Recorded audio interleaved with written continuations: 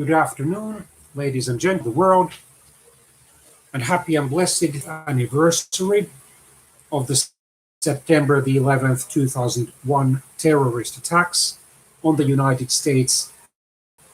And in October, we will mark the 20th anniversary of the start of the still, unfortunately, ongoing war on terror. Well, recently, the United States President Joseph Biden has decided to withdraw the remaining US troops from Afghanistan, which was the first country where the actual battles of the war on terror formally took place. However, this of course doesn't mean that the war against terrorism would be over. And it is a strange war because the deliberate killing and wounding of people by driving trucks into crowds of people, or in a few cases, into shopping centers and so forth, they can technically go anywhere. And technically anyone, regardless of his or her ethnic, racial, religious, linguistic, cultural, educational, or other background, can be a target.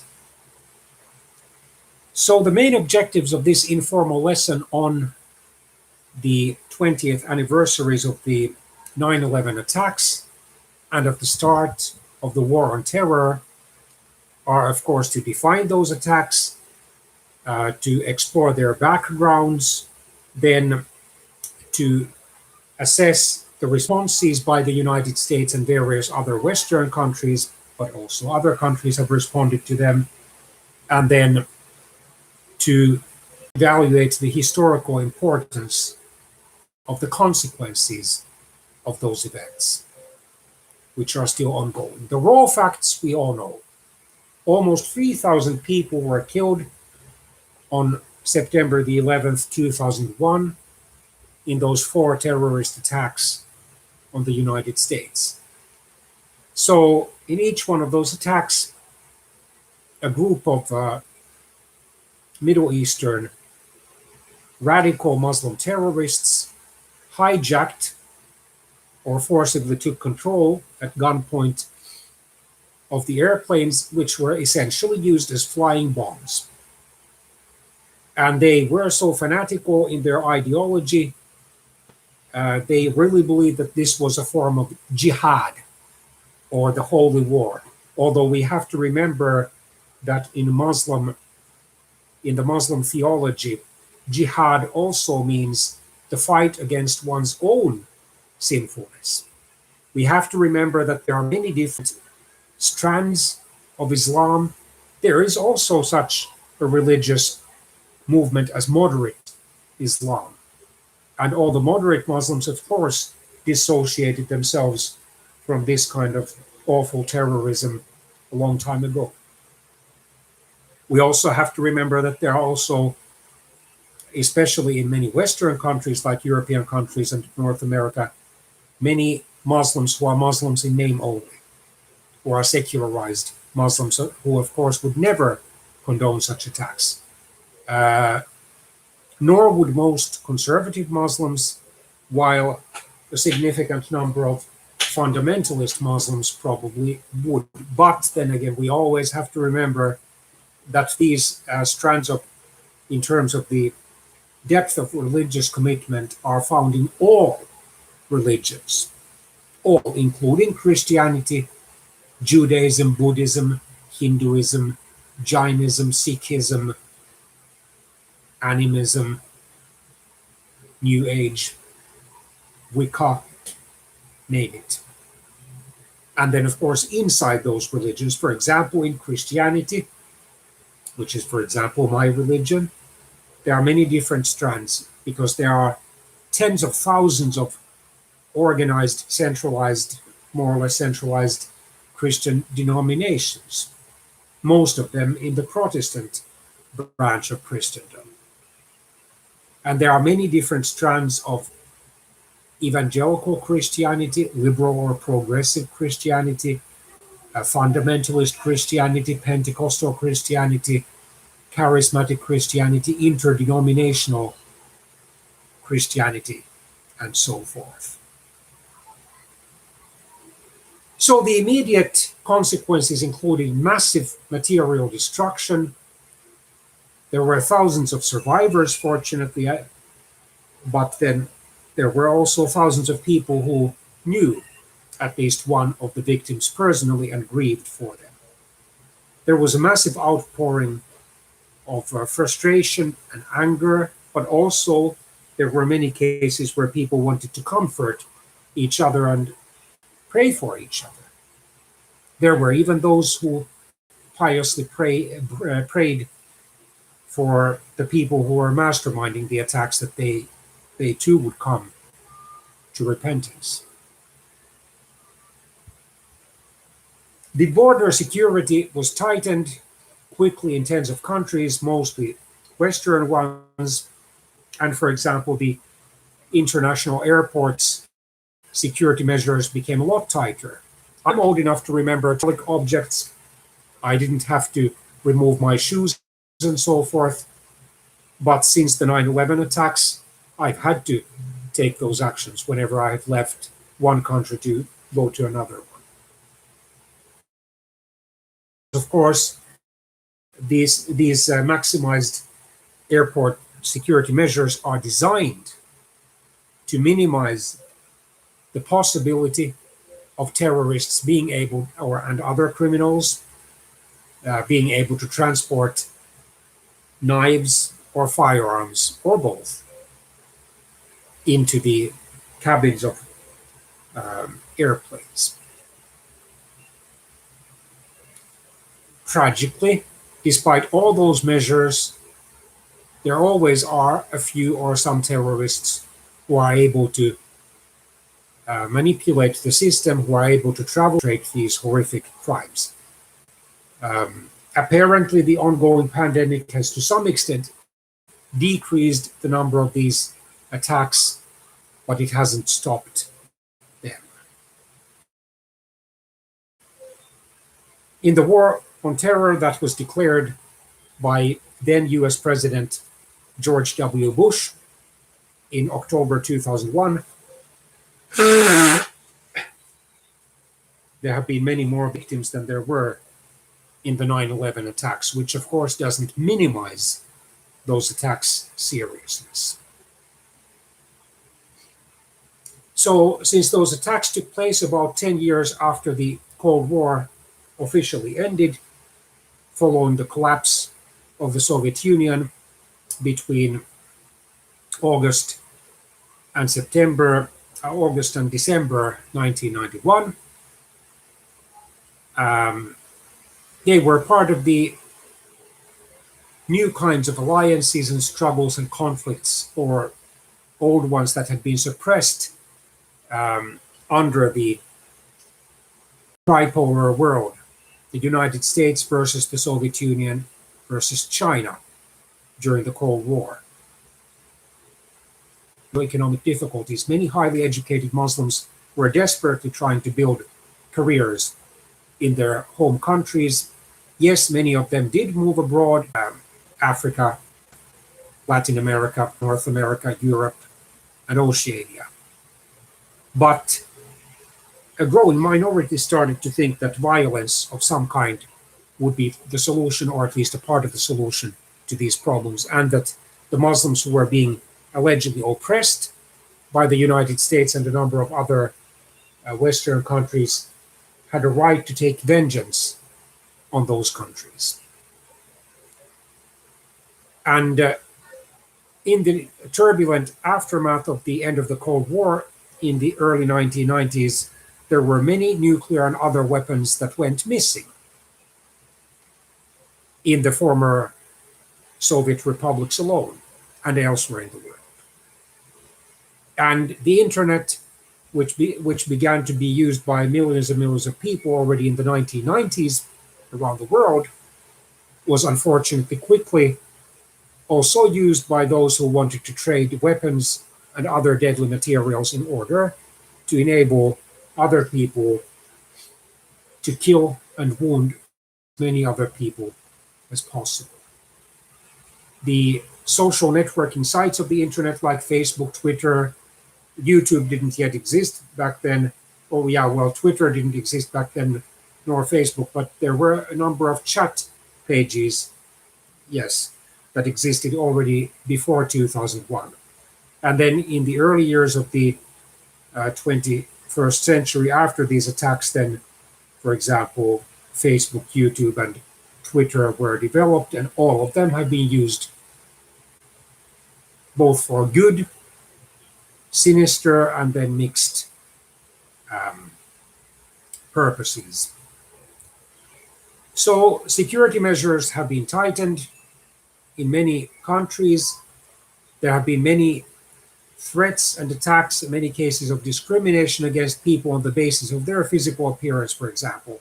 So, if people resemble the Muslim stereotypes, for example, they have a brown or dark complexion, they look like Middle Easterners, in other words, Western Asians or Northern Africans, and especially if they happen to be Muslims, then certain people inside and outside the Western countries feel prejudiced against them, afraid of them. And then there have been cases where such people have been shot to death, have been wounded, have been beaten up, have been called terrorists, regardless of their personal beliefs, which is wrong. A number of students of Arab and or Muslim background or backgrounds, for example, have been discriminated against and bullied at schools or even colleges and universities, which of course is wrong. And then, to some extent, the ongoing war on terror can be explained by the tendency, high degree of tendency in the human nature to retaliate, to pay evil for evil. Although, fortunately, there are also always people who want to overcome evil with good. So, after this rather lengthy introduction, let's go to the facts. So, on the morning of Tuesday, September the 11th, 2001, local time, in northeastern United States, these attacks took place.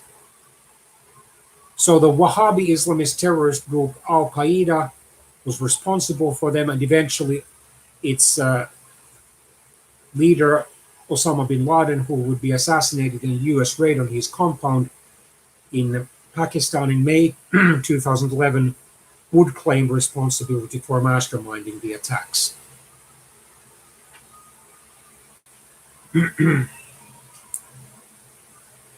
So, two of the four hijacked airplanes, American Airlines Flight 11 and United Airlines Flight 175, crashed into the north and south towers of the World Trade Center complex in Lower Manhattan, New York City. And within an hour and 42 minutes, both towers that had 110 stories or floors collapsed.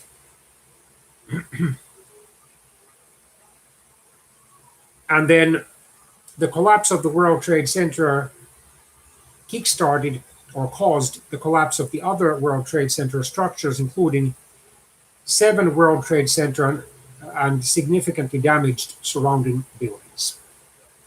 The third hijacked flight, American Airlines Flight 77, flew down from Dulles International Airport, was then hijacked over Ohio, and then at 9:37 a.m. local time, Flight 77 was crashed deliberately into the west side of the Pentagon, which is the headquarters of the U.S. Defense Department or Federal Defense Ministry, in Arlington County, Virginia, which partly collapsed the west side of that building. The fourth and final plane, United Airlines Flight 93, was initially flown towards Washington, D.C., with the intention of having it crash either into the White House, which is the U.S. president's and his immediate family's official residence, or the Capitol building, which is the congressional building in Washington, D.C. However, several passengers tried to take control of the airplane from the hijackers, and in desperation, one of the hijackers then crashed the airplane into a field near Shanksville in Pennsylvania. Already in the immediate aftermath of the attacks, suspicion quickly fell onto Al-Qaeda, and a number of conspiracy theories quickly started to circulate in the social media. And 20 years later, they still continue to circulate. For example, it is claimed that the then new US President, George W. Bush, who had been in office for approximately 8 months, since January the 20th, 2001, and his key administration officials, like the Secretaries of State and of Defense, then Colin Powell, retired general, by the way, and Donald Rumsfeld, who recently passed away, and then the National Security Advice, Condoleezza Rice, and then the leading generals of the U.S. Army in the Joint Chiefs of Staff, and then members of the National Security Council and so forth, that they knew already, allegedly, that these attacks would take place, but cold-bloodedly and cynically allowed them to take place so that they could significantly and unfairly reduce the American civil rights and freedoms. My assumption is that while President George W. Bush and the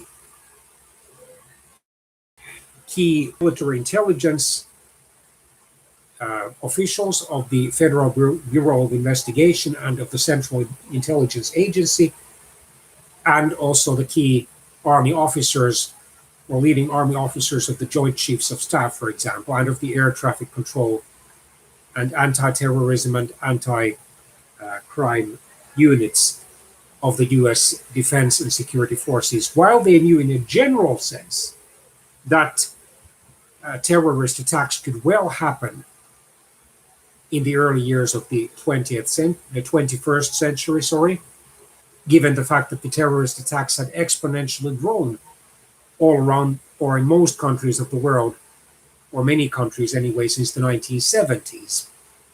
And actually, already in 1994, if I remember correctly from the French language version of this Wikipedia article on the September 2001 attacks, already in or around 1994, an American military analyst had warned that the World Trade Center could well be a target or the primary target of the terrorists who would wish to attack the United States and then critically harm it.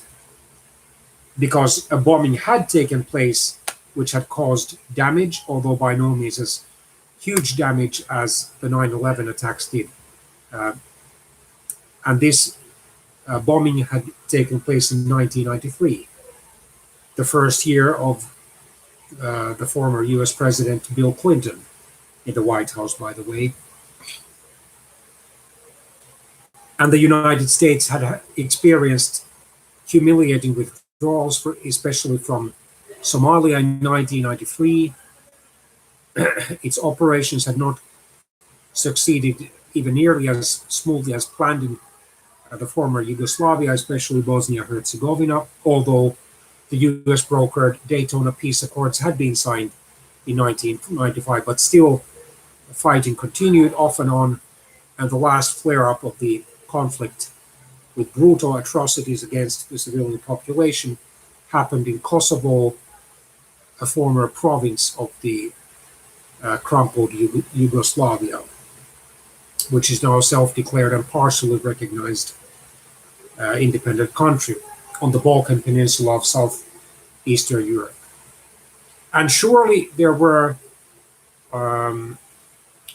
civil servants, politicians, diplomats, intelligence officers, security officers, and army officers who monitored the internet, whether systematically or at least casually, and did notice a growing number of threatening messages on the internet, posted by various terrorist groups, many, although by no means all of them Islamic ones.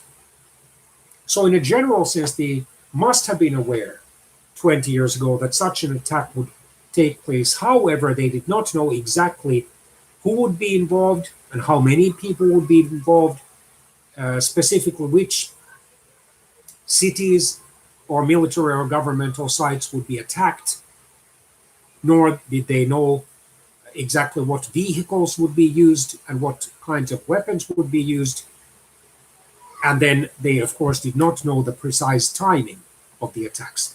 I think we could draw a parallel between the 9/11 attacks and the December 1941 bombing by units of the Japanese Air Force of the US Pacific Naval Base Pearl Harbor in Hawaii. So, in a general sense, then US President Franklin Delano Roosevelt and his key administration officials, like Secretary of State Sumner Welles, must have been aware of the growing threat of Japan on the US Pacific territories like Hawaii and the Philippines and so forth. But I don't believe that they exactly knew before December the 7th, 1941, precisely where and when and by what means the Japanese early or initial attacks would take place. However, President Roosevelt, Franklin Roosevelt, because his distant cousin Theodore Roosevelt had served as US president from 1901 and 1909, despite being distantly related and having the same last name, interestingly enough, they belonged to two different parties. Theodore Roosevelt was a Republican, albeit a progressive one, while then Franklin Roosevelt was a Democrat, a liberal to centrist Democrat. And also, 60 years earlier, there were conspiracy theories, and they are being kept alive by a number of conspiracy theory-focused historians, students of history, and then casual or even not so casual readers of history who have no degrees, academic degrees in history. So according to these conspiracy theories, Franklin Roosevelt knew much more than he admitted during his lifetime. He would live slightly over 3 years after those attacks. And according to those theories, it was a cynical manipulation of the American people and army, which would result in hundreds of thousands of military casualties, although hardly no civilian casualties outside Pearl Harbor, because they needed an excuse for declaring war on Japan and the other two major Axis countries, Germany and Italy. So we have to be careful, because by no means always are these conspiracy theories accurate. So this is just an aside as we proceed in this lesson. So finally, 2004, approximately 3 years after the attacks had taken place, the Saudi-born terrorist Osama bin Laden did publicly claim responsibility for the attacks. And they justified Al-Qaeda, the terrorist organization of radical Muslims led by Mr. bin Laden, and he himself justified or tried to justify those attacks by the fact that the United States kept supporting Israel, and then that there were US troops in Saudi Arabia, and that there were sanctions against Iraq, which back in 2001 was still ruled by its brutal dictator Saddam Hussein.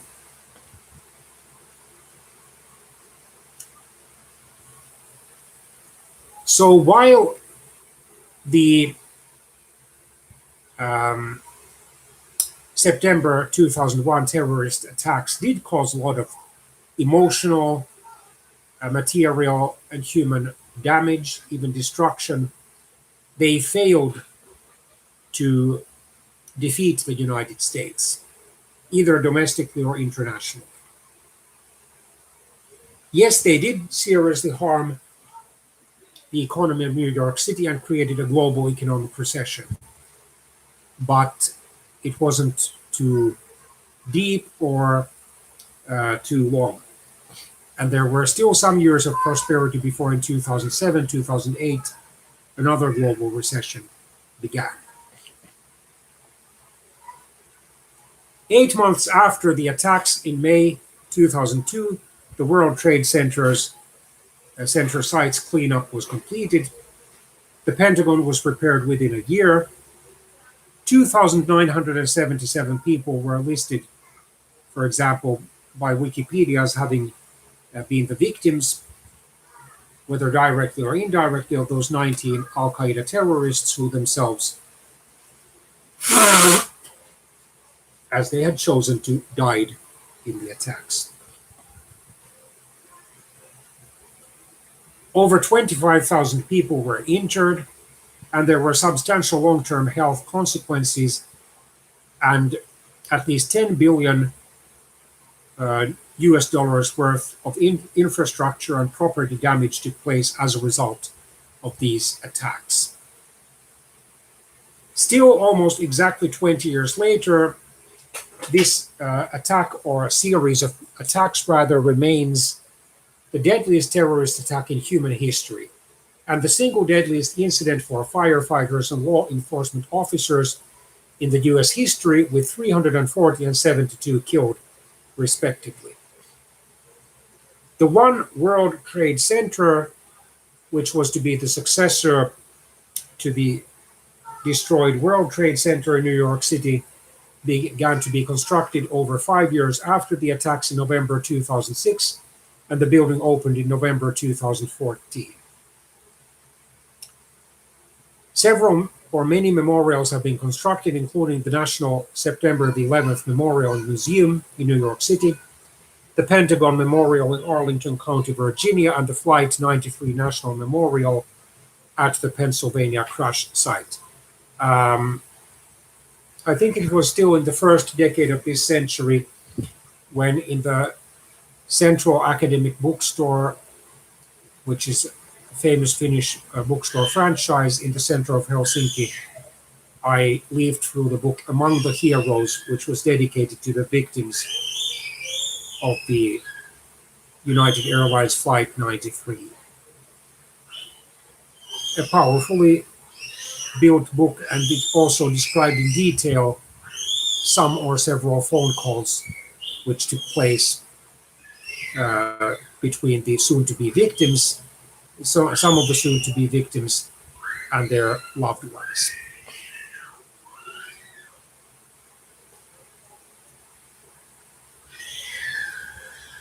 So already over 21 years earlier, in December 1979, when the Soviet Union sent divisions of its army to occupy Afghanistan and to topple its ironically communist dictator for not being pro-Soviet communist enough.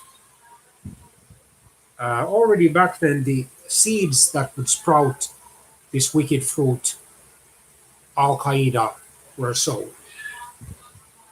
The Soviet-Afghan war would last over 9 years, and it would end humiliatingly with the completion of the Soviet retreat from Afghanistan in February 1989. The reform-minded and moderate Soviet communist leader, General Secretary of the Soviet Communist Party, Mikhail Gorbachev, believed that there was no point in keeping thousands of Soviet soldiers in this costly and ultimately unsuccessful and humiliating war. Various people dubbed it the Soviet Vietnam War, recalling the humiliating US defeat in the Vietnam War. The US was actively, officially involved in that war from 1964 to 1973, but in the form of military advisors had been involved in the war already in that war since the late 1950s. Osama bin Laden, who was I would have to check his age.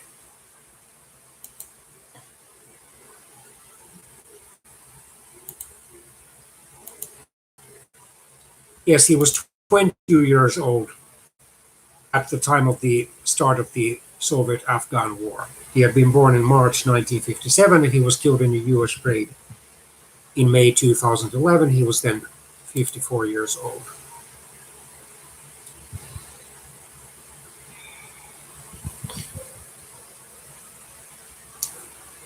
On December the 27th, 2001, so 3.5 months after these terrorist attacks, a second Bin Laden video was released. He claimed that it was clear that the Western countries generally, and the United States particularly, had an unspeakable hatred for Islam. Well, there always have been anti-Muslim extremists in the Western countries, but on the other hand, there always have been anti-Western extremists in the Muslim countries. So, unfortunately, there haven't been enough tolerant, culturally, religiously, linguistically, ethnically, and racially tolerant people, either in the Western countries or the Muslim countries, to open a reasonable and patient and compassionate dialogue whose purposes would be to foster a deep friendship, love, and understanding between the Westerners and the Muslims. And of course, we have to remember that there are tens of millions of Muslims nowadays living in the Western countries, most of them in Europe.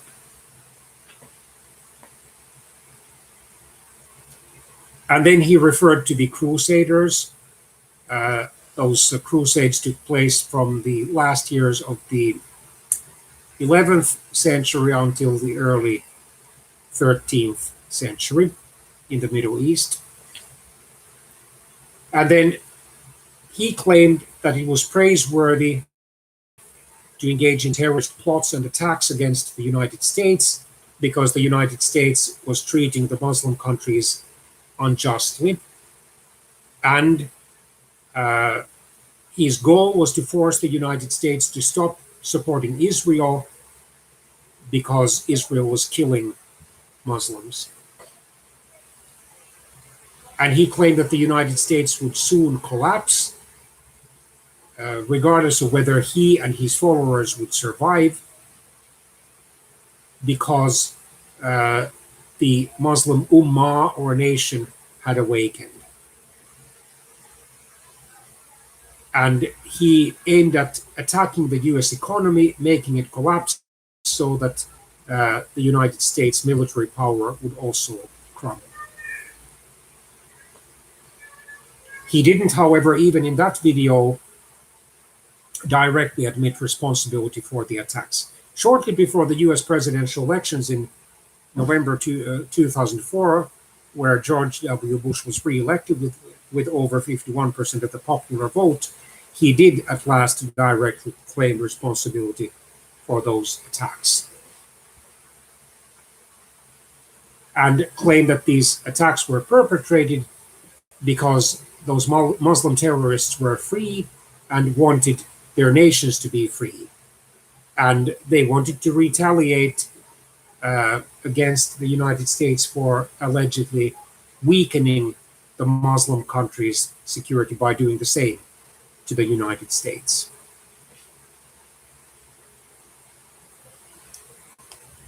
Then other masterminds behind these attacks.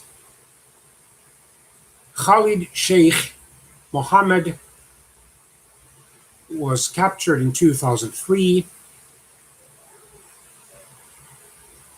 He's an Islamist militant held by the United States at the Guantanamo Bay detention camp, which is ironically in Cuba, under terrorism-related charges. In the 9/11 Commission report, he was named as the principal architect of the 9/11 attacks.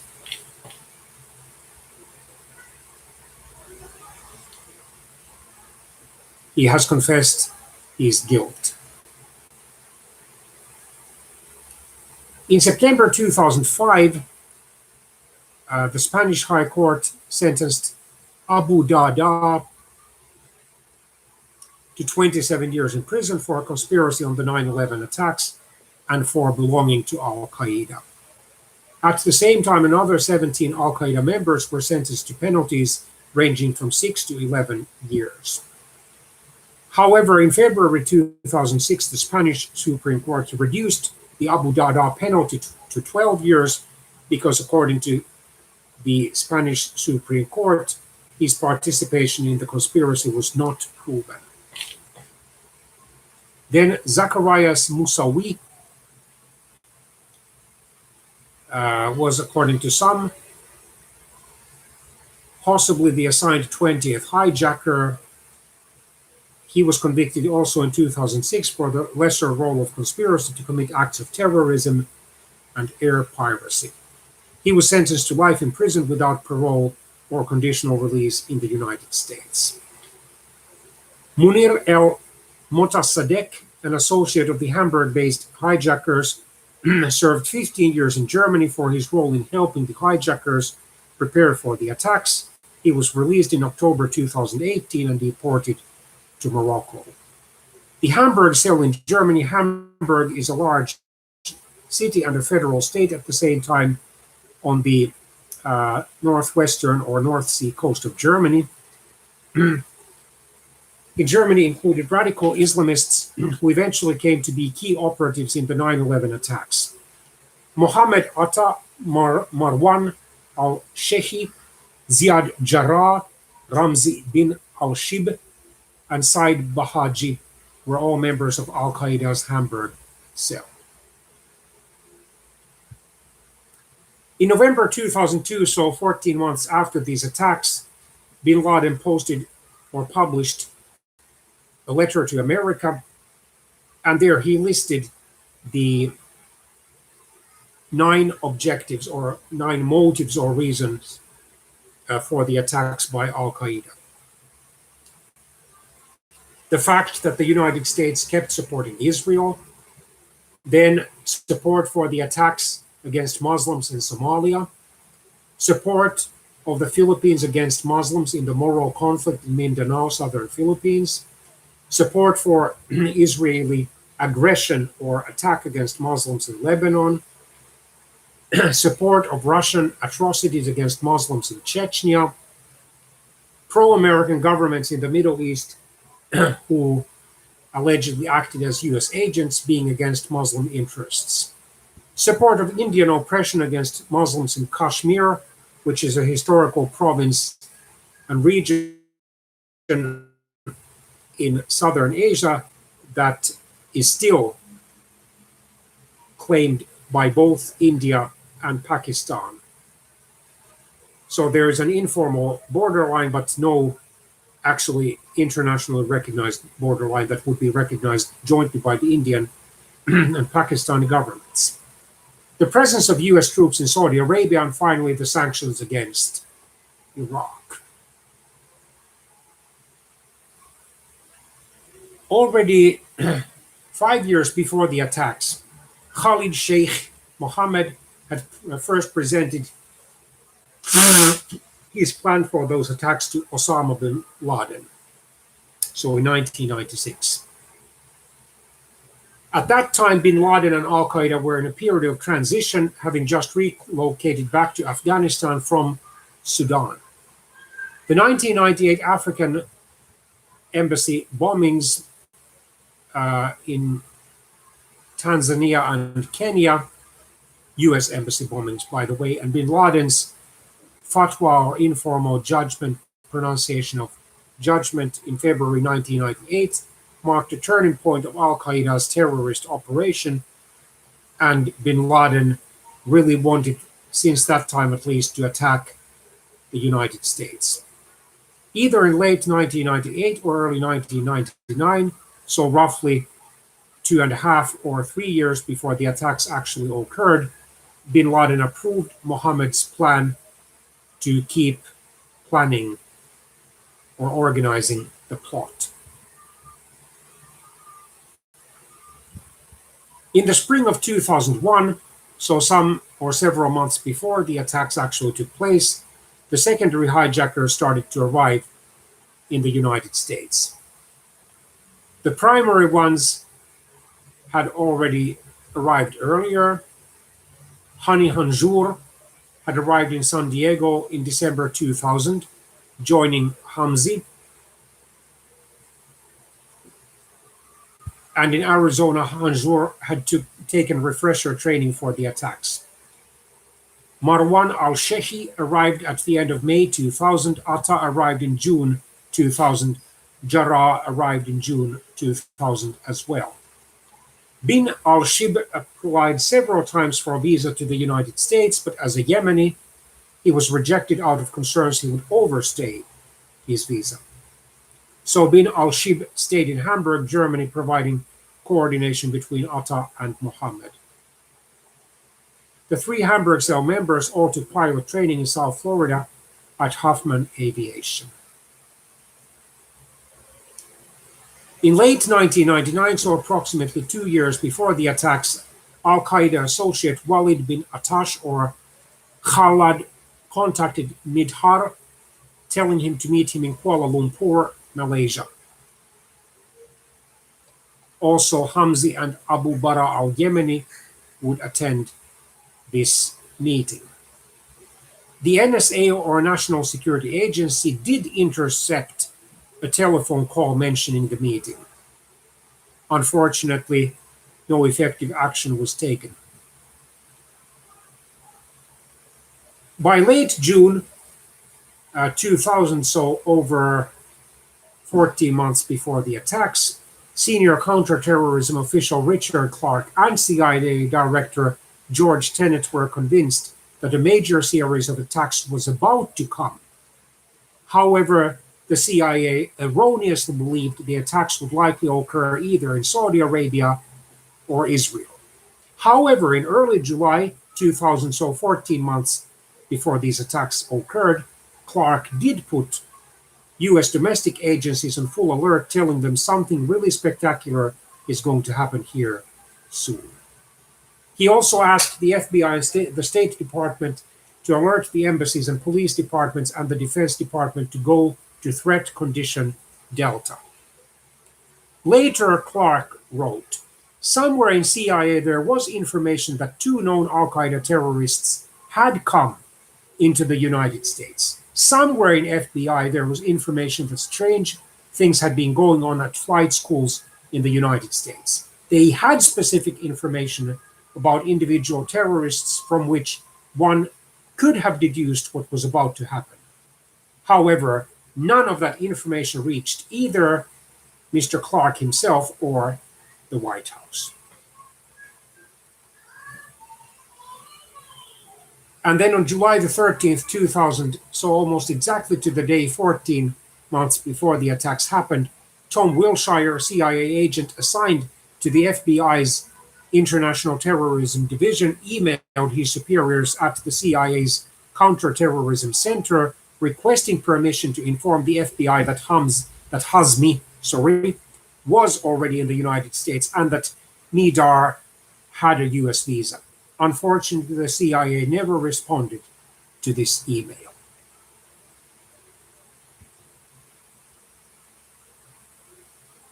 In August 2001, so just 13 months before the attacks happened, the CIA's presidential daily brief, designated for the president only, was entitled, on August the 6th, 2001, so only about 5 weeks before the attacks happened.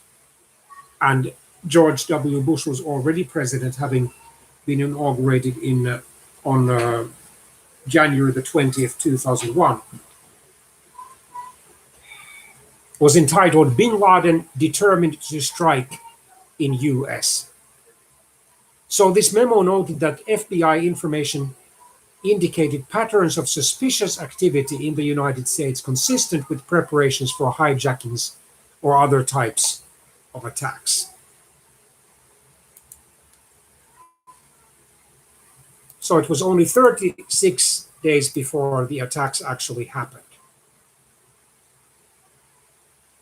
The president's daily brief, because we have to remember that the US president is not only the head of state, but he's also the head of government, and in terms of domestic and foreign policy.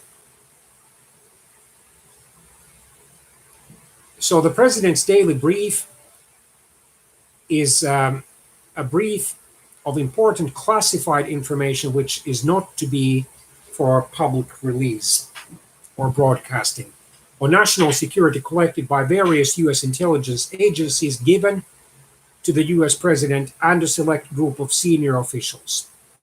So on August the 6th, 2001, the Central Intelligence Agency had delivered a president's daily brief to President Bush, who was then on holiday at his ranch in Crawford, Texas.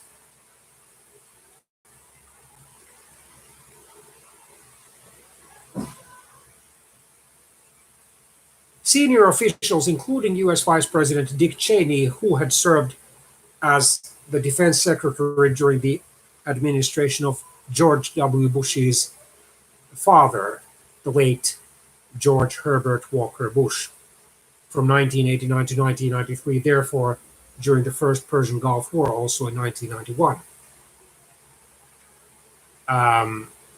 And staff from U.S. Defense Secretary Donald Rumsfeld's office at the Department of Defense questioned whether these reports might not be deception on the part of al-Qaeda, so possible fake news, purposely designed to needlessly expend resources in response. After reevaluating the legitimate risks of these recent reports, CIA analysts produced a report entitled UBL, or Osama bin Laden, because his first name can be transcribed also as Osama. Threats are real. After this report, the US president gave the now infamous response, "All right, you've covered your ass." So basically, you've made sure that you won't personally suffer or something similar. So in response to the accusations that the George W. Bush administration failed to act on the contents of the briefing before the 9/11 attacks took place, U.S. Secretary of State Condoleezza Rice and General Richard Myers emphasized that the CIA's PDB did not warn the U.S. president of a specific new threat, but contained historical information based on old reporting.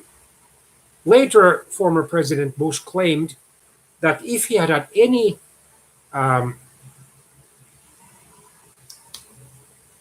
realization that the people were going to fly airplanes into buildings, then he would have directed the U.S. intelligence and military officers to do everything possible to spare the United States from those attacks. The North American Aerospace Defense Command, or NORAD, did conduct a training exercise in the 2 years before September 2001, where it simulated a civilian airliner being hijacked and used as a missile to crash into buildings in the United States, including, interestingly, the World Trade Center. In October 2000, so 11 months before the attacks, the U.S. Defense Department had conducted exercises rehearsing a plane crashing, interestingly, into the Pentagon. The National Reconnaissance Office had scheduled an exercise for exactly September the 11th, 2001, the date of those infamous attacks, simulating the crash of a jet into one of its buildings in northern Virginia.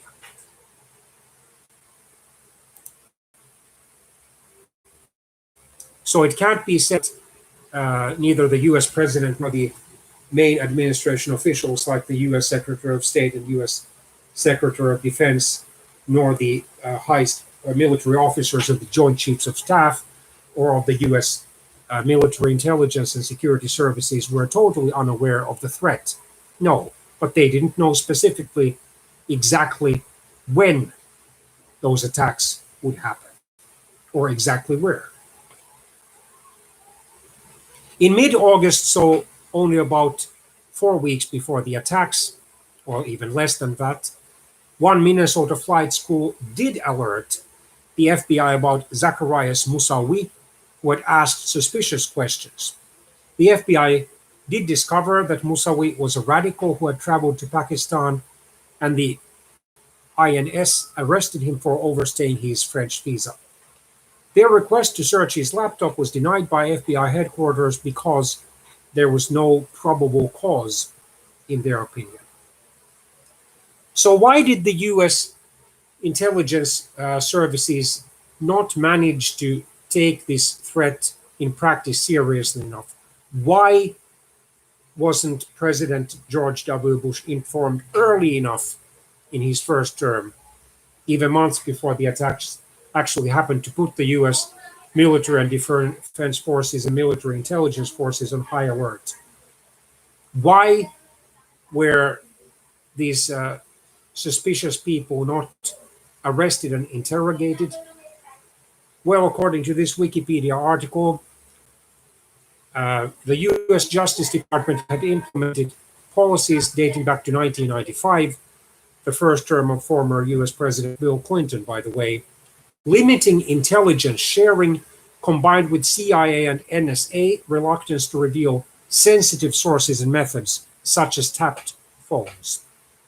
Because, of course, wiretapping phones theoretically violates the freedoms of communication and privately shared information, or the freedom of communication and then the right to privacy. But of course, such freedoms and rights can be curtailed for people who are suspected of engaging in willful criminal activities.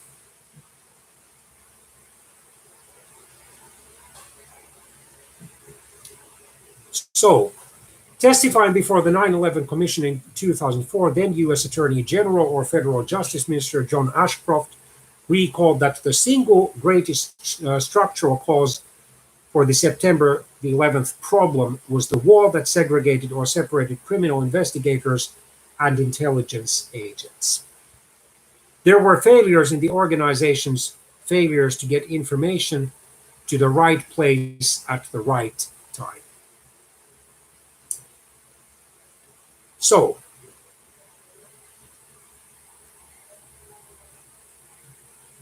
the four doomed airplanes took off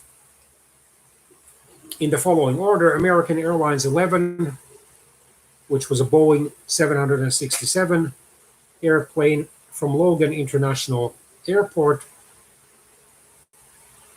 in Boston, Massachusetts, and Winthrop also partly, bound for Los Angeles originally at 7:59 a.m. and crashed into the North Tower of the World Trade Center at 8:46 a.m. All these times are local ones, Eastern Daylight Times, actual recordings of the precise times of the attacks. The United Airlines Flight 175, which was also a Boeing 767 airplane, took off also from Logan International Airport at 8:14 a.m. and crashed into the South Tower of the World Trade Center at 9:03 a.m. The American Airlines 77 flight, the airplane was a Boeing 757, took off from Washington Dulles International Airport at 8:20 a.m. and crashed into the west wall of Pentagon at 9:37 a.m.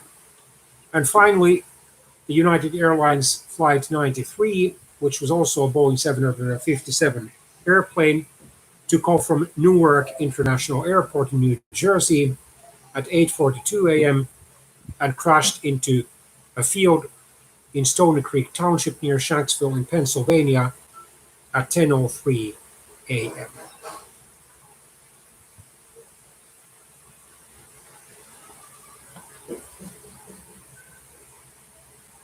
Already at 9:42 a.m., the Federal Aviation Administration grounded or forced either to stay on the ground or to land all civilian aircraft within the continental United States, so excluding the two U.S. federal states that are geographically separated from the 48 contiguous or continental states, meaning Alaska and Hawaii. And civilian aircraft already in flight were told to land immediately. All international civilian aircraft were either turned back or redirected to airports in Canada or Mexico and banned from landing on U.S. territory for 3 days. Predictably, the attacks created widespread confusion among news organizations and air traffic controllers. Among the unconfirmed and often contradictory news reports aired throughout the day, one of the most prevalent said a car bomb had been detonated at the U.S. State Department's headquarters in Washington, D.C. Another jet, Delta Airlines Flight 1989 or 1989, was suspected of having been hijacked, but the aircraft responded to controllers and landed safely in Cleveland, Ohio.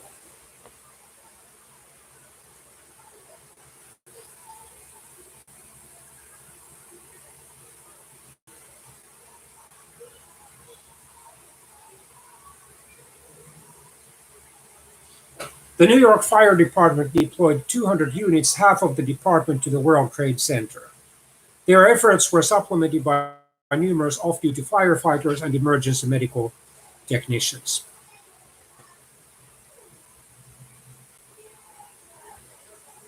So already at 8:32 a.m., Federal Aviation Administration officials were notified that Flight 11 had been hijacked, and then they notified the North American Aerospace Defense Command, or NORAD, which then scrambled two F-15s from Otis Air National Guard base in Massachusetts, and they were airborne by 8:53.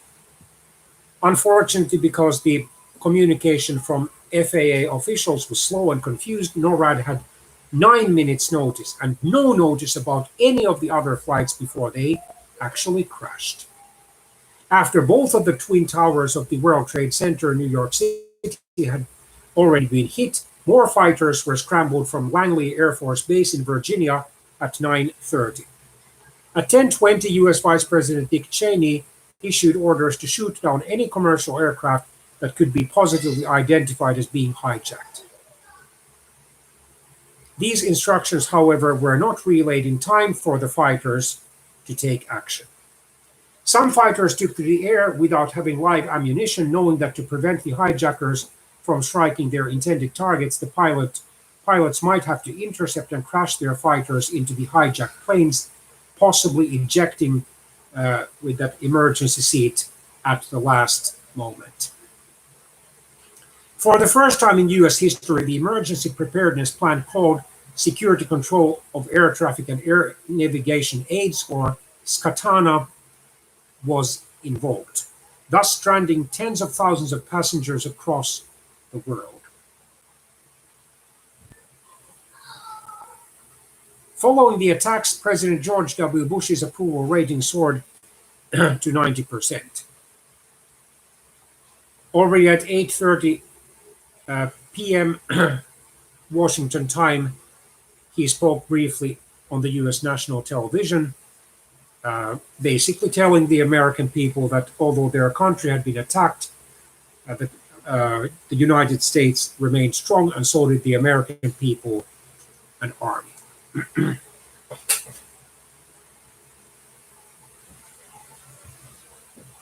On September the 20th, 2001, so 9 days after the attacks, he addressed the United States and a joint session of the U.S. Congress regarding the terrorist attacks and the 9 days of rescue and recovery efforts, and described his intended response to the attacks. Not only President George W. Bush, but also New York City Mayor Rudolph Giuliani saw their approval ratings soar.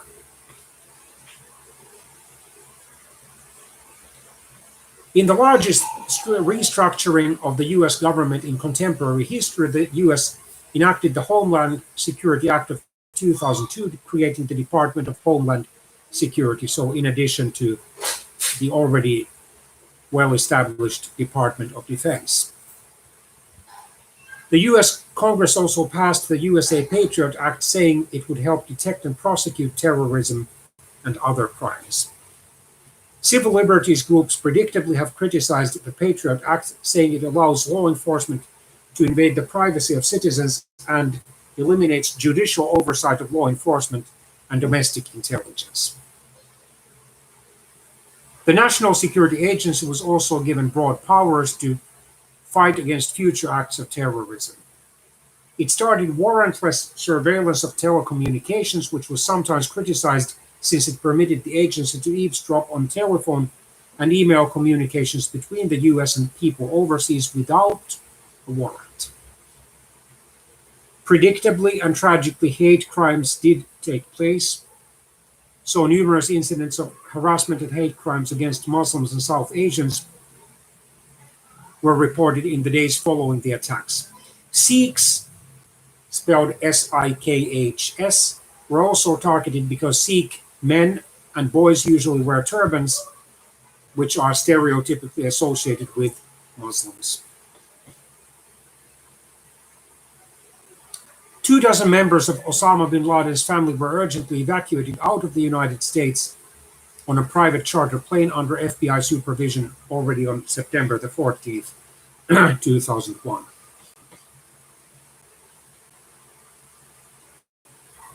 Various crimes such as vandalism, arson, assault, shootings, harassment, and threats in numerous places were documented against Americans of South Asian or Middle Eastern descent. Muslim organizations in the United States were swift to condemn the attacks and called upon Muslim Americans to help alleviate the sufferings of the affected people and their families. These organizations included the Islamic Society of North America, American Muslim Alliance, American Muslim Council, Council on American Islamic Relations, Islamic Circle of North America, and the Sharia Scholars Association of North America. Obviously, in most countries of the world, these attacks were swiftly and vigorously denounced, and the international leaders, political and other leaders, expressed their sympathy towards the families who had lost loved ones.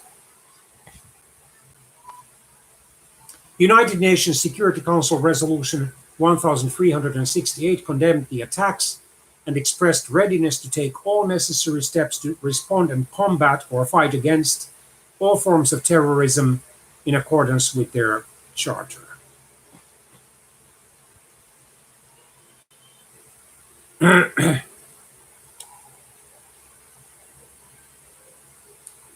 On October the 7th, 2001, the war in Afghanistan began, thus launching in a military sense the war on terror, when US and British forces initiated aerial bombing campaigns targeting the radical Islamic organization Taliban, which then ruled Afghanistan, and Al-Qaeda camps. They later invaded Afghanistan with ground troops of the Special Forces. Already on December the 7th, 2001, Kandahar fell and was taken over by US-led coalition forces. Then, in March and April 2003, there was the Second Persian Gulf War, also known as the US-Iraq War, which toppled the longtime brutal Iraqi dictator Saddam Hussein, who was captured after 8 months in hiding in December 2003, and then he stood trial for crimes against humanity and was condemned to death and hanged in December 2006.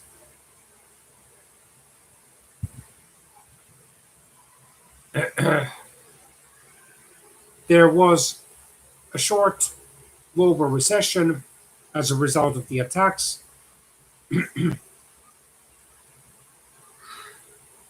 The attacks have had a significant cultural influence around the world. Fear of such attacks has become ingrained in many postmodern people's minds.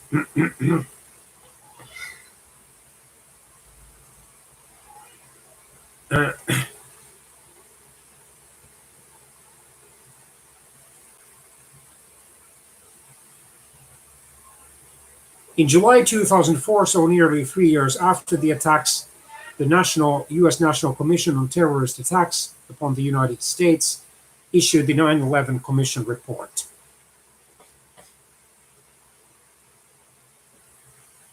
Formed from an independent, bipartisan, including both Democrats and Republicans, group of mostly former senators, representatives, or congressmen and women, and governors, the commissioners explained that they believed the 9/11 attacks revealed four kinds of failures in imagination, policy, capabilities, and management. The commission made numerous recommendations on how to prevent future attacks, and in 2011 was dismayed that several of its recommendations had not yet been implemented or put into practice.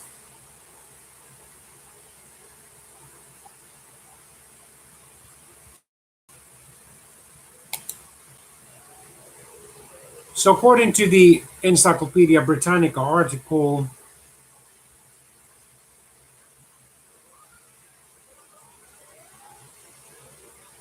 bin Laden believed that the United States was a paper tiger, in other words, a country that boasted about being much stronger militarily, politically, and economically than it really was. A belief shaped not just by the United States' departure from Lebanon already back in 1983, following the Marine barracks bombing, but also by the US forces' withdrawal from Somalia in 1993, following the deaths of 18 US servicemen in Mogadishu, Somalia's capital, and the American pullout from Vietnam officially in 1973 and fully by 1975. Interestingly enough, Khalid Sheikh Mohammed had studied and even received a degree from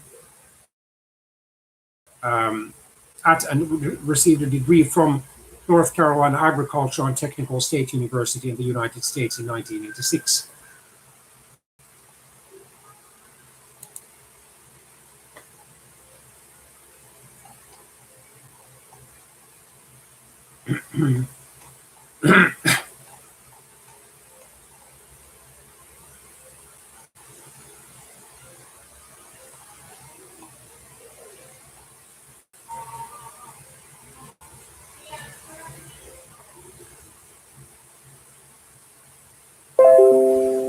So, on the morning of September the 11th, 2001, US time, when the attacks took place, President Bush had been visiting a second grade classroom in Sarasota, Florida, and then he was informed that an airplane had flown into the World Trade Center.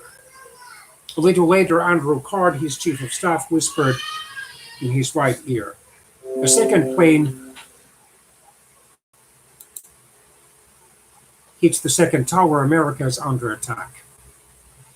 And to make sure that there would be no direct attack on the president himself, he flew from one city to another on Air Force One, eventually then landing in Washington, D.C. on the evening of September the 11th, 2001. At 8:30 p.m. Washington, D.C. time, he started his televised speech, which was broadcast around the world, laying out a key doctrine of his administration's future foreign policy. "We will make no distinction between the terrorists who committed these acts and those who harbor them."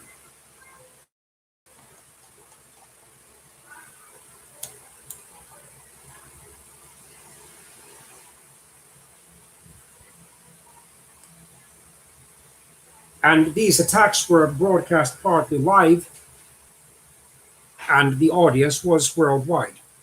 Almost 3 decades earlier, in September 1972, during the Munich Summer Olympics in what was then West Germany, now of course it's the reunified Germany, and where there was the abduction and murder of several Israeli athletes, and in the ensuing operation by West German police officers, several terrorists and one West German police officer were also killed. The Munich Summer Olympics were suspended for 1 day, but the US-born chairman of the International Olympic Committee, Avery Brundage, famously declared, "The games must go on," and they did.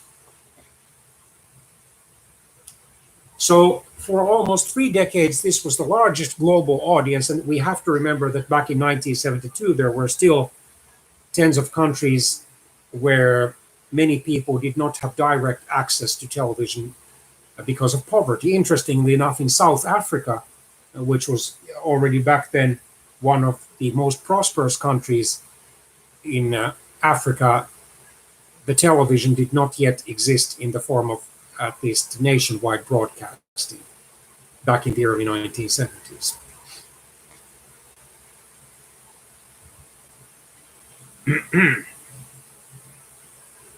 If Al Qaeda had been a largely unknown organization before September the 11th, 2001, in the days after, it certainly became a household name around the world.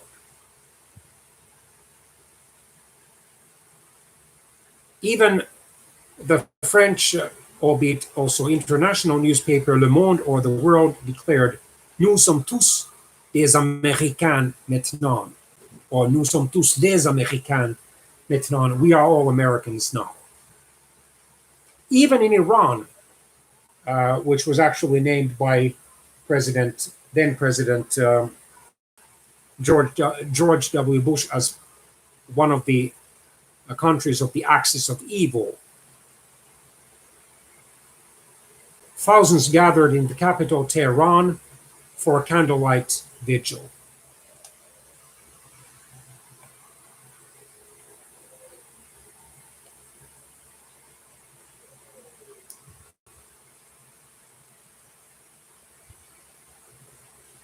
However, there is not a shred of evidence that in the weeks before September the 11th, 2001, Al-Qaeda's leaders made any plans for an American invasion of Afghanistan. They did prepare only for possible US cruise missile attacks or airstrikes by evacuating their training camps. Also, the overthrow of the Taliban hardly constituted an American mistake. The first and only regime in the modern Muslim world that ruled according to Al-Qaeda's rigid precepts was toppled, although in the 2010s, especially around 2014-15, when it controlled large areas of Syria and Iraq, Syria being torn apart by its brutal civil war, which still has not ended.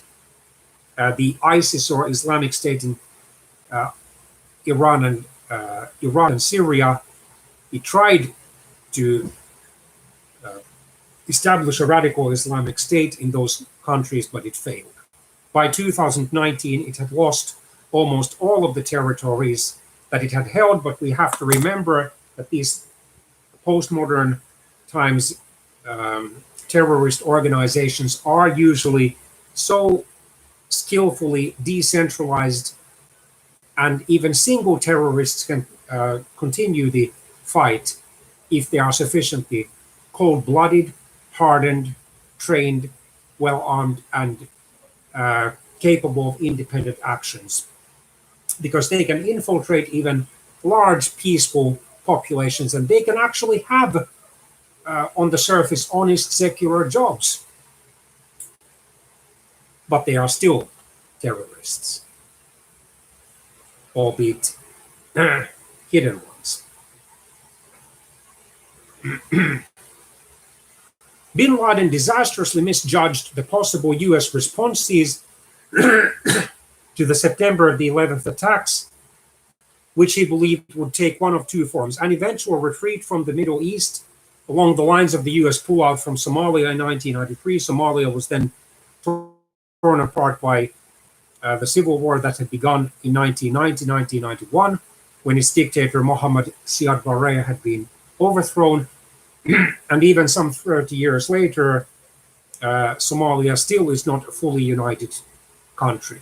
It still doesn't have a fully functioning national government that would control the entire Somali territory, although it's by no means the only such country in the world now.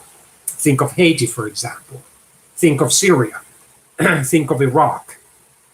Think of Yemen. Think of the Ukraine.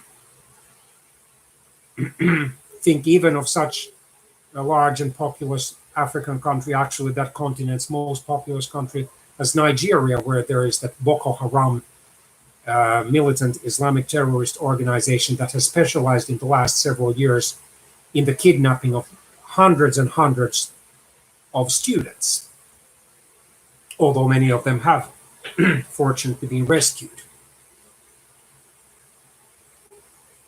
Or another ineffectual round of cruise missile attacks, similar to those that followed Al-Qaeda's bombings of US embassies in Kenya and Tanzania in 1998.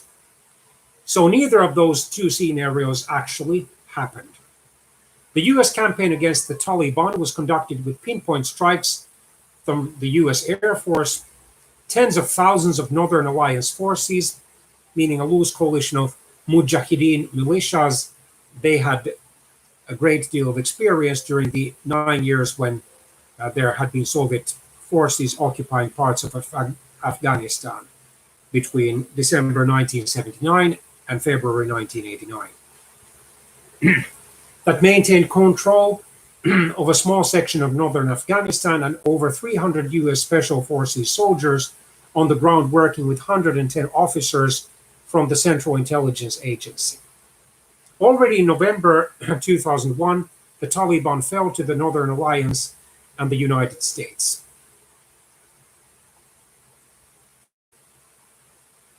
In December 2001, so 3 months after the September the 11th attacks, the US federal government decided to hold the prisoners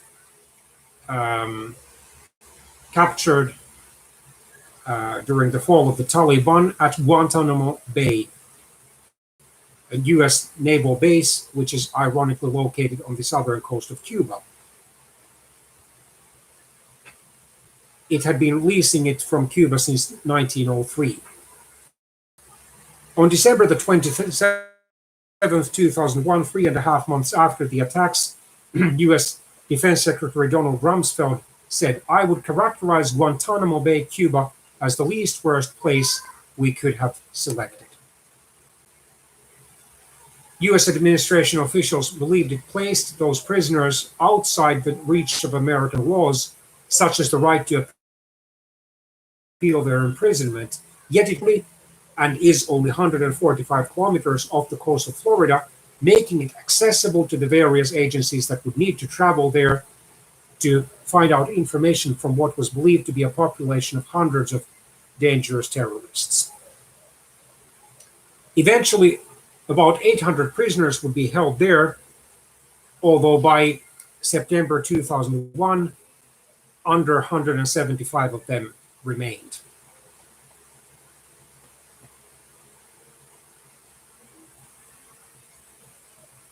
On March the 19th, 2003, on the eve of the invasion of Iraq, known as the US-Iraq War, or sometimes also called the Second Persian Gulf War, President Bush issued the order for war. "For the peace of the world and the benefit and freedom of the Iraqi people, I hereby give the order to execute Operation Iraqi Freedom. May God bless the troops."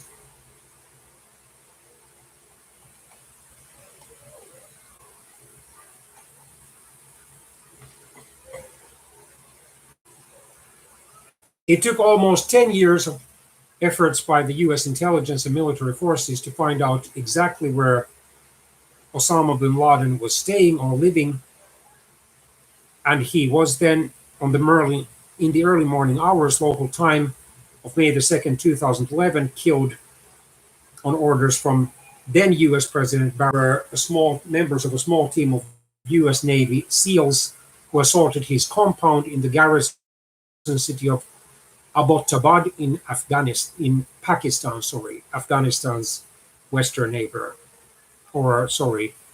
Afghanistan's southern neighbor, I should say.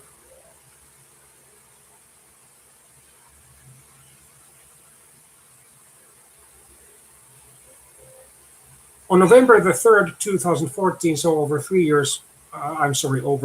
13 years after the 9/11 attacks, the One World Trade Center, which is a 541.3 meter skyscraper, was opened.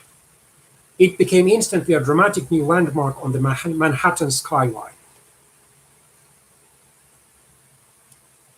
And then there is that museum or memorial the National September the 11th Memorial Museum. The museum includes a glass-encased pavilion with an atrium that features two 24-meter trident-shaped steel columns that were part of the facade of the North Tower.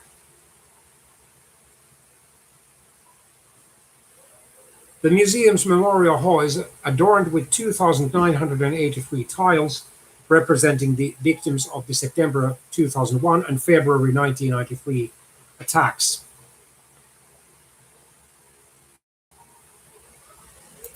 Let's see what the History Channel's article has to say.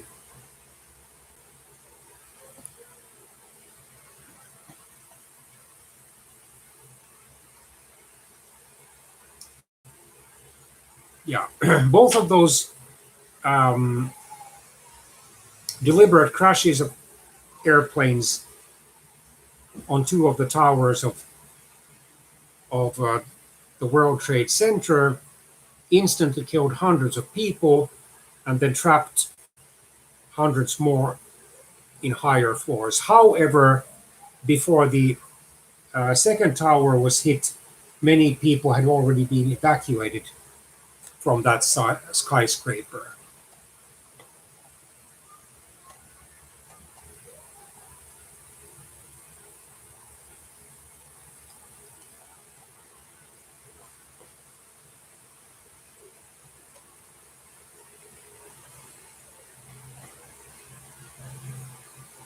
So this was certainly not just some people doing something, as in April or in March or April 2019, a controversial US Congresswoman Representative Ilhan Omar of Minnesota, a Democrat, by the way, said.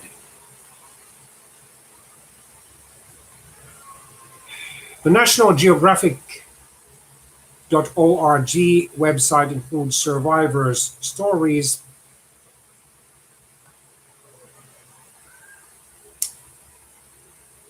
For example, that of John Yates, who at the time of this article's publication was a security manager at the Pentagon, the US Defense Department's main complex building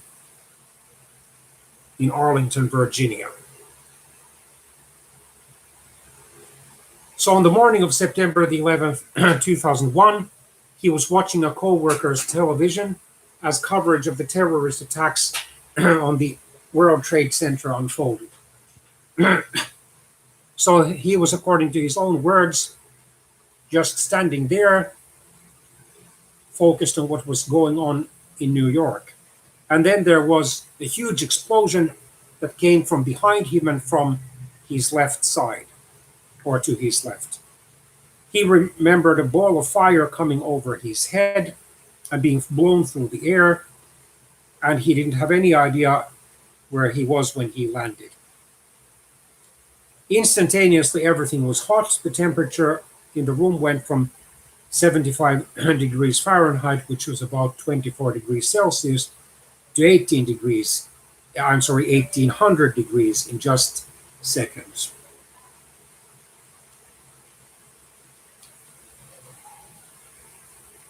Or about 982 degrees Celsius. American Airlines Flight 77 had been deliberately crashed into the Pentagon. When he regained consciousness, his first thought was that his greatest fear in life was at hand and that he was going to die in a fire. And he feared that he would not see his bride again because he had been married under 16 months at this point. He had suffered severe burns, obviously, but he started to crawl on the floor of the darkened Pentagon office to find out where he actually was. It was very understandably very painful for him to breathe.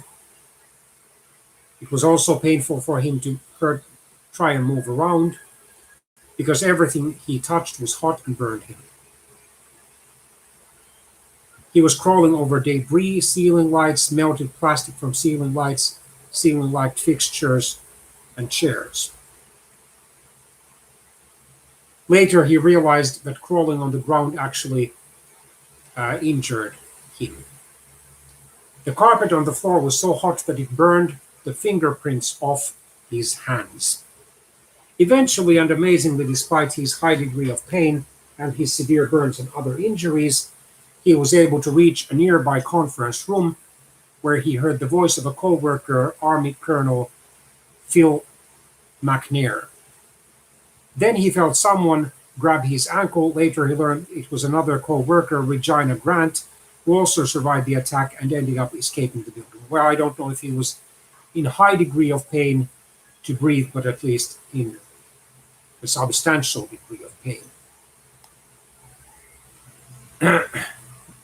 Then he heard a voice that instructed him to head toward a specific door in the room. It was a very distinctive male voice, and he never was able to determine who it was, so he assumed or considered it to be his guardian angel. So regardless of who actually spoke to him, that person or being gave Yates some good advice, because the door opened to a hallway less inundated by smoke. After lying down in the hall, he stood up and started walking, and there he was spotted by Army Lieutenant Colonel Victor Correa and Army Colonel Carl Knobloch, or Knobloch. And Correa helped him out of the building and into a courtyard. He could remember walking to a stretcher and being put in an ambulance, but didn't realize what caused the explosion in the Pentagon until later. For the next 2.5 months, so until late November 2001, he recovered in the hospital. Just as other survivors, he credits the Pentagon renovation project as one reason he's alive today.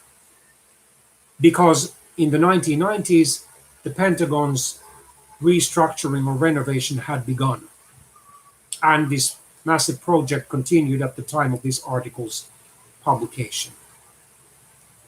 According to Mr. Yates, if it had been a regular limestone exterior and concrete, he would probably have died, because the airplane would have gone so much farther into the building.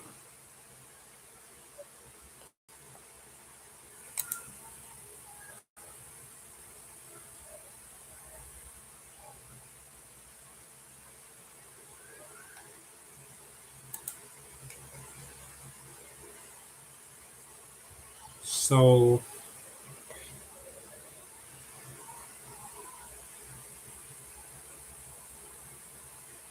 yes, in March 2019, in her speech before the Council on American Islamic Relations, Representative Omar had thoughtlessly said, CAIR was founded after 9/11 because they recognized that some people did something. She should have said that CAIR was founded after the 9/11 terrorist attacks because they realized that there were many dangerous terrorists around the world, including those terrorists who deliberately killed or caused the deaths of almost 3,000 people. They were not just some people, they were specifically trained for that purpose. And their operation had been masterminded by certain other people and blessed, then given the go-ahead by Osama bin Laden. Omar, explaining herself in September 2019, 6 months after those controversial remarks, claimed that she was speaking about how the attacks affected her as a Muslim and an American. She did say that 9/11 was an attack on all Americans, and she admitted that she certainly could not understand the weight of the pain that the victims of the families of 9/11 must feel, but she thought that it is really important for Americans to make sure that they are not forgetting the aftermath of what happened after 9/11.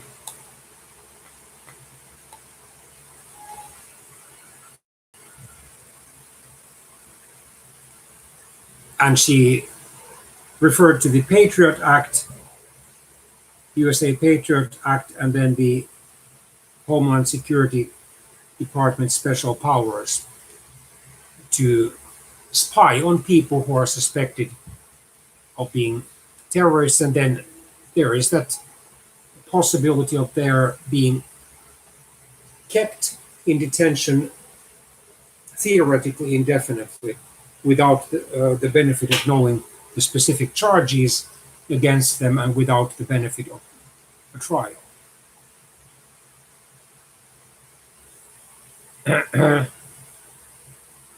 And she also emphasized the fact that she was treated as a suspect, being a Somali-born Muslim.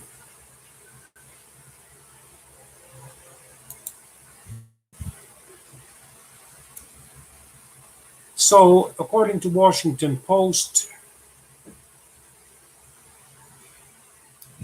this article was published by Brian Michael Jenkins when almost exactly 10 years had happened since these had passed since these attacks took place. On September the 2nd, 2011, he published this article on the Washington Post. So myth number one, September the 11th was unimaginable. However, the fact is that the possibility of hijacked airliners crashing into buildings was neither unimaginable nor unimagined, and that had happened earlier.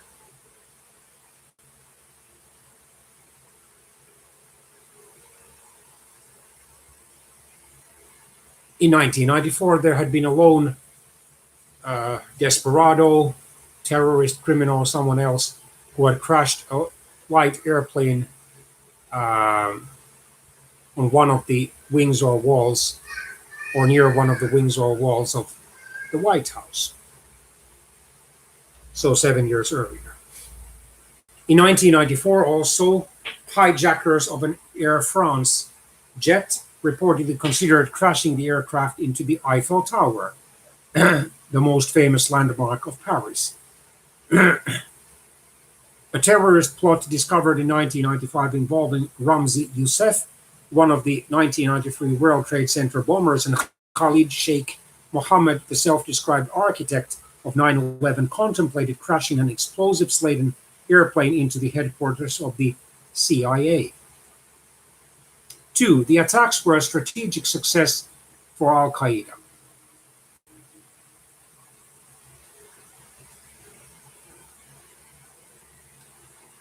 However, they were not, because within 3 months, the Taliban government of Afghanistan officially had been toppled, although there is a high degree of possibility that the Taliban will become at least a rival government, a strong rival government for years to the officially democratic government of Afghanistan, especially after the withdrawal of the remaining US troops will be completed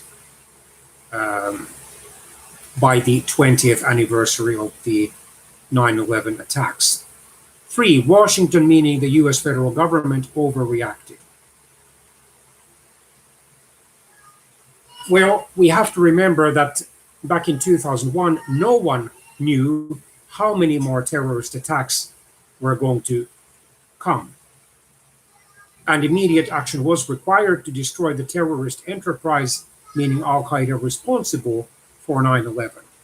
So no US federal administration or government, regardless of its party affiliation, could have waited to see if the strikes were an anomaly, so just random incidents.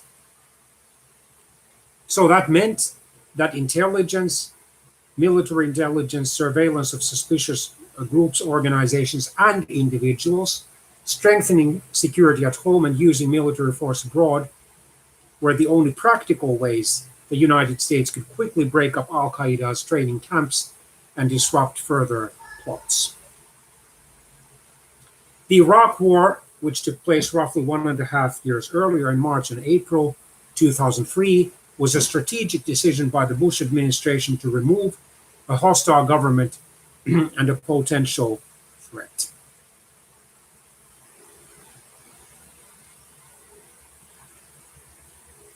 Then 4, a nuclear terrorist attack is a near inevitability. Shortly after those attacks, a CIA source called Dragonfire reported that Al-Qaeda terrorists had smuggled a nuclear weapon into New York City. Although the source was actually wrong, in the shadow of 9/11, Al-Qaeda's nuclear capabilities became an obsession. However, while everyone does agree that Al-Qaeda's leaders have nuclear aspirations, there is zero evidence that the organization has ever had any nuclear capabilities. This is a lesson in how terrorism works. 5, US civil liberties were decimated, in other words, basically destroyed after the attacks. This is not true, although they were to some extent curtailed. So preventive detention of terrorism suspects, a procedure known in a number of democratic countries, was rejected. The US government did hold Jose Padilla, the US citizen and Al-Qaeda operative, as an enemy combatant or fighter. However, his case was ultimately referred to the courts. And domestic intelligence efforts were increased, but Congress rejected the idea of a separate domestic intelligence force, an American MI5. MI5 is such a force in Britain, by the way.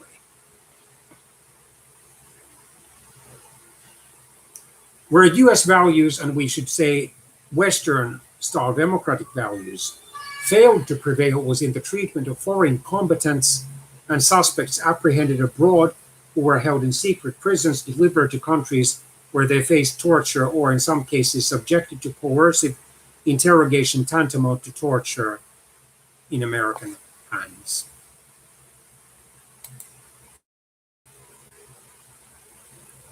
And then humanrightsfirst.org.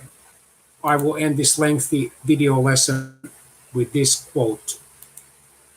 Recent facts. The 2001 authorization for the use of military force and the permanent footing, published on May the 6th, 2014. So this is a fact sheet. Myth. A widely dispersed and decentralized Al-Qaeda is more threatening to the United States now than it was after 9/11. Fact. The nature of the threat presented by Al-Qaeda and other groups has changed significantly since 9/11. Although we have to remember the fact that the Islamic State, despite the fact that it has lost almost all of the areas that it once controlled, still exists. The Taliban still exists. Here in the Philippines, the Abu Sayyaf still exists. In Nigeria, principally, the Boko Haram still exists. But so do various far-right militant and terrorist groups as well. Myth. Military action is the only way to effectively fight back against terrorists. Fact. Smart counterterrorism demands a robust whole-of-government approach. Myth. The United States needs to be engaged in an armed conflict that is under the laws of war, congressionally sanctioned by an authorization for the use of military force, or AUMF, to attack terrorists abroad. Fact. Authorities under international law and the US Constitution and law are sufficient for counterterrorism. Myth. The 2001 AUMF gives the US government the authority to fight any and all terrorists. Fact. The 2001 AUMF is limited in language and has been artificially expanded over time. Myth. A permanent war footing is no big deal. The US fights lots of wars, and that's just how it is. Fact. Weary. So that concludes this lengthy video lesson. I thank all of you who have faithfully stood by, and I thank in advance all those of you who will later watch it. So to sum up, this shows how important it is to fight against prejudices of all kinds, especially the prejudices that, if left unchecked, can lead to these tragic cases of terrorism and even worse, where many innocent human lives will be lost. And then it is very important to counter the vast amount of misinformation which is spreading online and offline. It is important to educate our children, teenagers, and even young adults so that they will base their views, opinions, and convictions on such events as much on proven facts as possible, as little as possible, or not at all, if at all possible, on half proven or just asserted opinions, let alone prejudices. And the war against terrorism goes on despite the soon expected full withdrawal of US forces from Afghanistan. May God bless and help and guide and protect all of you and all of us. Bye bye.